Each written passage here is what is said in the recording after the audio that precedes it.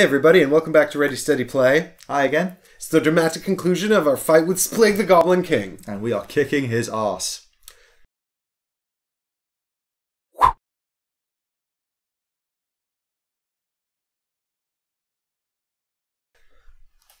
Grom has been brawling with him and kicked him to the ground, but Hunter has had just about enough of this and he's going to finish the fight with his bow. You're just annoyed that your little fancy trickery didn't work and it just annoyed him.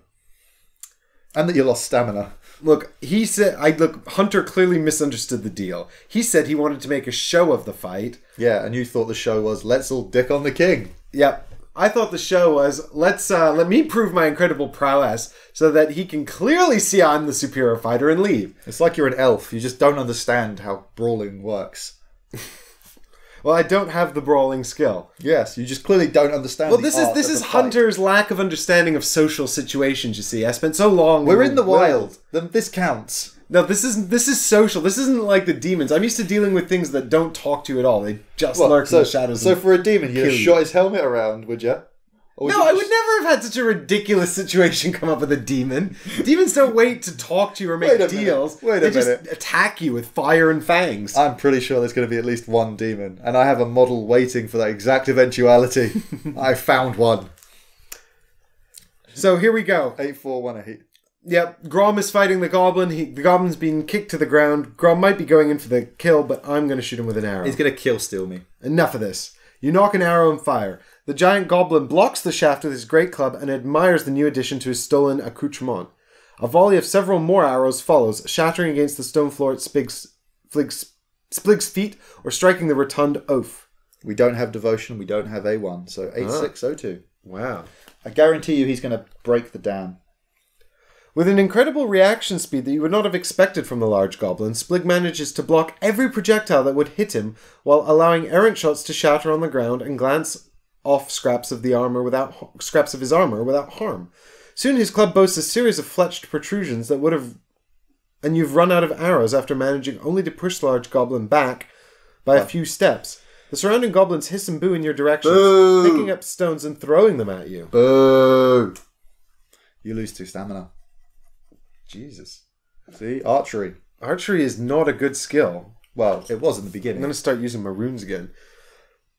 Enough! Shouts Splig, and his minions stop. The huge goblin makes a grand gesture with his arm and club, preparing to address his cohort. However, as soon as he opens his mouth to speak, his club crashes through the wall of the foreman office. What? At his back. He's standing in front of the office and he's about to collapse it on himself. So he lifts his club over his back into the building behind him, causing the entire structure to collapse on top of him. He does that and buries himself. What an idiot. 7943. It's right here on the same page. A moment later, Splig appears from out of the wreckage, bloodied, bruised, and all bloodlust gone from his half-unfocused eyes. He staggers forward and plops the winged helmet back on his head. Smaller goblins gather around him, jabbering to one another. Splig kicks a bit of rubble aside and reaches down to lift his massive club. He hefts it and points it in your direction, his beady eyes shadowed by his oversized helmet. Then, without a word, he breaks into a dead sprint toward the bridge, over the water channel, and soon vanishes up the tunnel heading towards the mine's entrance. A panic follows, with countless goblins abandoning their weapons and their reason to scramble over one another and follow their cowardly leader. Within moments, you were alone in the empty mine, only the echoes of screaming goblins in the tunnels above and discarded makeshift spears and clubs littering the ground as evidence that these holes were home to a goblin horde. You pick through the leavings, not expecting much. However, under a plank from the foreman's office, you find a shard of iridescent crystal engraved with an ancient symbol. You gain the war rune, item L. I think you might as well carry that. Hey. Mark it on your sheet, sir. We can, war rune. Ooh. This rune-bound shard would passively enhance your martial prowess if crafted into a weapon or armor. On its own, it's just a stone. Yeah, that's we can pay the smithy to make that into a magic sword. Yeah. That is going to take time passing. I'm pretty sure she's going to be closed by the time we get back. Read entry 9995. 9995. Which effectively is we're done. It's a long walk back to the beginning of the mine, but you take comfort in the fact that you don't have to be wary of any goblin ambushes. You opt to avoid the hidden passage you entered by and instead head to the main entrance, walking past an abandoned guard post and several makeshift wooden barriers.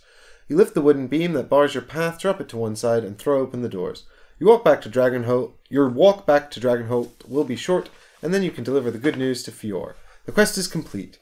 Read entry 4832 in the Dragonholt Village Book. 4832.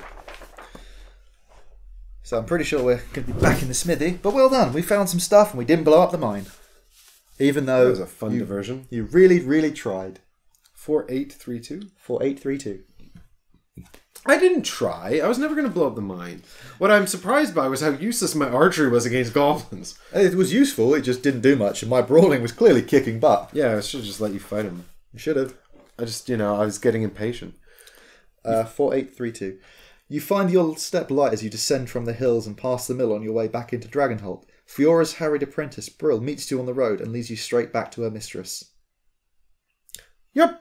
You're back.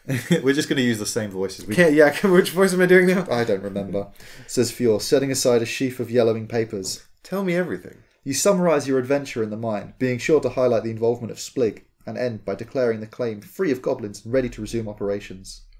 Splig, eh? Asks Fior. Is that a name I should know? She shakes her head, fingering the silver chain around her neck. Well, good work. I had a feeling I could count on you. She gestures to her apprentice, who places an iron strongbox on the table beside her. She unlocks it and removes a heavy felt bag that clinks and clanks as she presses it into your hands. We had a bargain, and I'm a woman of my word. She snatches up her crutch and stands. Brill, Bozarth, She calls. Then she turns to you. I'd very much like to sit around and toast your victory, but apparently I have a lot of work to be getting on, getting that mine up and running again. She grins and stomp drags away. Gain 150 gold. So Mark 2 heroism. we're at 300. No, we were at 100 because we spent the 50. So we're at 250. 2 heroism. 2 heroism. Cool. And 1 progress in combat training. cool. We're at 4. I could very nearly afford a decent combat skill. Mark story point U2. You too. 2 time passes. Oh, bugger. It's now night. And this encounter is complete. Can we hit a bar because this is getting embarrassing? Can we hit a bar? I would love to hit a bar. Yeah, but considering what you've been hitting it with. Okay. I'll put us back here at the smithy. Right. Drunken Hog or the Chatty Archer? Your call, my friend. Drunken Hog. It's lower class and that's where people go to get drunk. 3500.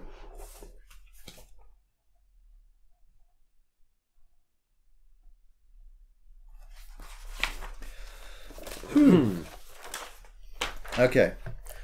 Drunken Hog, day 1.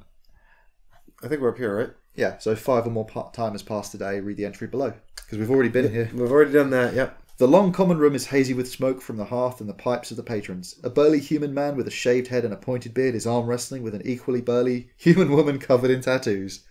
A small crowd has gathered, excitedly exchanging coins as they wager on the outcome. If this is your first time visiting, 6166. Hunter seems quite uncomfortable in this I am scenario. loving it. There's a fresh audience and people are fighting. This is great. The only way it would be better is if I already had a drink. I'm sort of looking around. I'm trying to decide whether or not I'm going to have a drink just to help me cope. 6166. 6166. Yeah.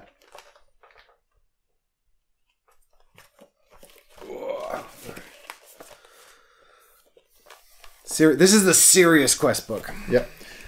The Drunken Hog's common room is long and narrow, its rafters too low and its windows too high and small. The dim light and rushes on the floor hide what you judge from the smell is a terrible conglomeration of sick and mess and spilled ale. None of the patrons seem in the least put out by the squalor, and the room is full of raucous celebration and surly solitary alcoholism in equal measure. I'm home! Against the long east wall lies a counter of rough-hewn wood, as much a palisade as bar. Behind it stands a gaunt orc woman, her cheeks marked with scars too regular to be accidental. At the counter leans a tall human man with broken veins and the red flush of alcohol colouring his speech.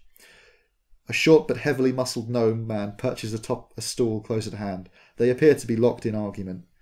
I'm telling you, Thelga, there's no such thing as gnomes, says the human man to the orc. The orc woman raises an eyebrow and nods her head towards the gnome. Right. He's clearly a gnome, sitting right next to the human. So what about Norman then? What's he? He even spells his name with a G.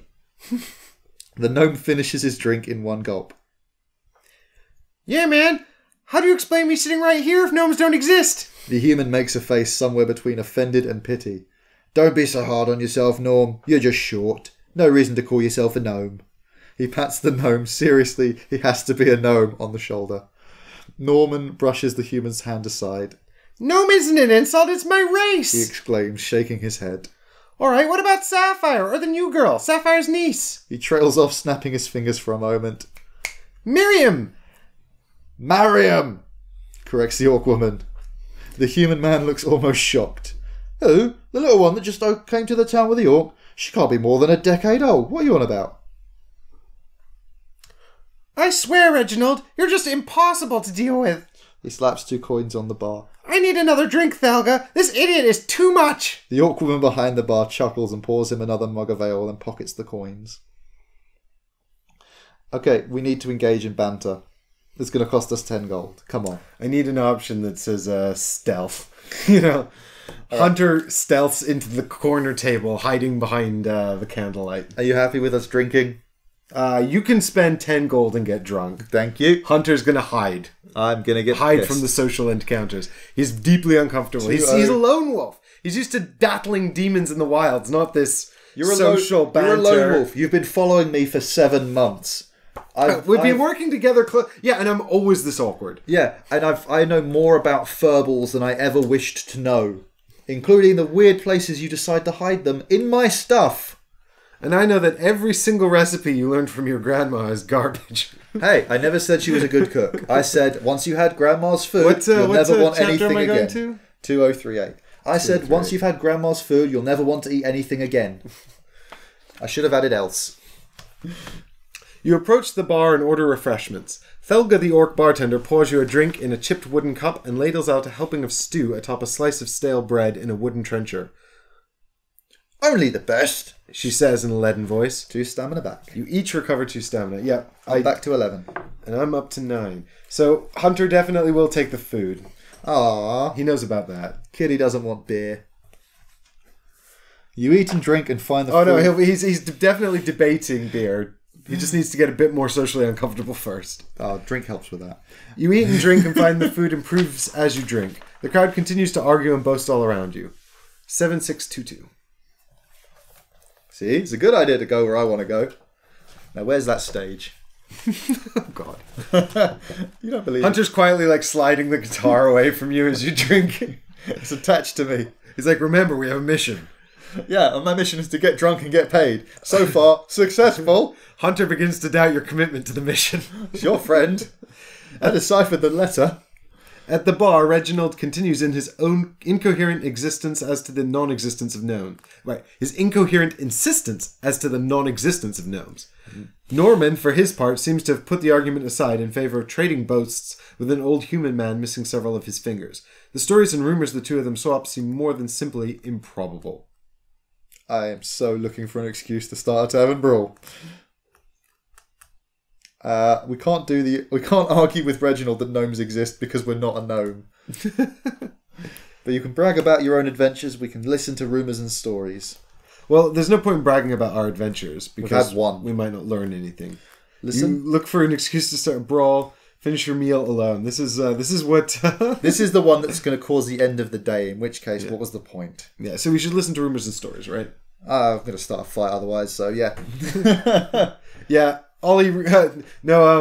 Grom reaches for page 9711, and Hunter's like, "No, we have a mission," and turns to page 3362. Ladies and gentlemen, I'm now going to sing for you. To be fair, you actually have final say on this. Do I? Yeah, this is because you chose this location, so this is your... No, it says there's no active... anyone can activate. Yeah, but it also says that it... Well, no, what it says is you flip your activation when we go to the location, and you have final say on every decision at the location. Let's do the story, rumors and stories. I'm not drunk enough to fight yet. Grom looks very grumpily at Hunter, but acquiesces to his... to his request to try and find out how to... What did I say? 3352? 3362. Here we go. Ouch. Sorry, dude. Damn cat. One of the stories being traded across the smoky room catches your attention. It revolves around a local hero, perhaps dating back to the Dragon Wars, who could fight dragons and win. I'm telling you it's impossible, exclaims Norman. No one could fight a dragon and win, not without magic, not even a big job. I never said it weren't with magic what he done it, says the old man with the missing fingers. This hero had great and powerful magic what he had, like to freeze a dragon's fire in its very throat. You're also Thelga. If we had magic like that... No, it's Thelga. Oh, Thelga. The orc bartender. If we had magic like that, the Dragon Wars would have been gone very differently, observes Thelga. Well, this folk done died, didn't he just? Says the old storyteller. And his magic were buried with him, not far from this very spot. More likely it died with him, says Norman. You don't bury perfectly good magic, not when there are dragons to consider. Maybe it were dragons what buried him, suggests the old man. Certain his tomb is a haunted place by now. Well, I've been there myself, hadn't I? Just to the north of the village it be. But that howling, it chilled me bones. More likely you heard the wind and made up the tomb to make yourself feel better, scoffs Norman. Let's have another drink. B3, and time passes. When 8 time has passed, end of day 1. There's nothing. So we actually have to sort of leave the hog now because we're out of time, right? So 3877. I feel like that might have been another mission, B3. Probably would have been to ask him where it was. Well, it was probably to ask him where the thing was. Yeah, so we don't have... So find something else to occupy your time in the hog. We don't have time for that. 3877? 3877.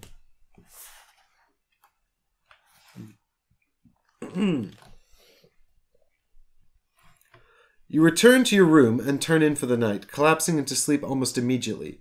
Your dreams are strange and unsettled, full of lurking threats and the shadow of wings falling across the land, cast by a roaring fire.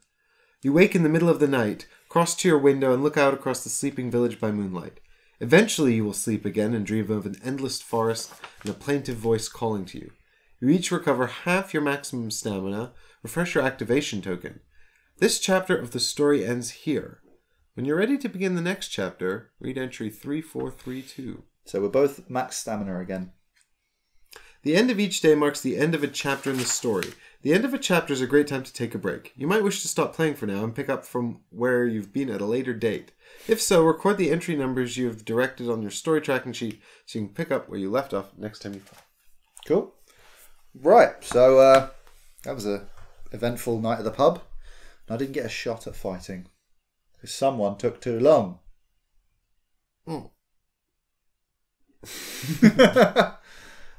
Yeah, I thought we might find out something useful. Sorry, I'm eating a mushroom. 7549, please. Well, you'll have to do that tomorrow. Oh. And by tomorrow, I mean, actually, I think this might be the conclusion of our Dragonholt series for now. Really? Oh. I know, but I didn't get to punch anyone in the bar, and I didn't get to eat a mushroom and have a psychedelic mission. We didn't get to have a trip on the village green, but that seems like a pretty sort of good spot to wrap this up for now. If you've enjoyed this series and you want to find out the further adventures of Hunter and Grom, please leave a comment in the chapters below, because Ollie and I will definitely be finishing playing this game. However, if nobody's interested in watching it, we might just play it by ourselves, which would be a shame, because I'm going to miss doing Marian's voice. I am not. That thing, I actually thought I had a hearing problem because I kept hearing a large ringing in your ears. So, if you'd like to see more of Dragonholt, please leave a comment letting us know if you'd like us to record it and post it to the channel. Obviously, we're more than happy to do that. Yep. And for one thing, we want to know what the hell this treasure does. If you want us to eat the strange mushroom, or if you want Grom to eat the strange mushroom and have a psychedelic trip, leave a comment in the notes below. Mushroom, mushroom, mushroom, mushroom. I love how we've got a mushroom and a badger. All we need is a snake and we're good to go. Come on, we haven't checked this treasure. I swear we've not been doing this deliberately. It's just, I'm loving this. So I'm also gonna see if I can get Fior to make that weapon. War rune into a nice sword. Or an awesome armor. It could be either. I'm pretty sure it said she made a sword. But weapon or armor. However, she might have said sword, so... Well, we'll go have a chat about that. But that'll be next time on Dragonholt. So if you want to see it, then let us know in the comments below. Because otherwise, you don't get to know how this ends. In the meantime, we'll be back tomorrow. Yeah, well, we completely ignored the main mission. Regina Fairfax is I think you ask someone for help, at least tell the doorman they're coming and let them in. Exactly, it's not our fault. We showed up, we tried to help, we got turned away. Twice. But we'll be back tomorrow with an entirely different adventure, probably. Maybe. So be sure to tune in for that and let us know what you'd like us to, if you'd like more Dragonholt in the comments below. And we'll see you tomorrow. Bye. Bye.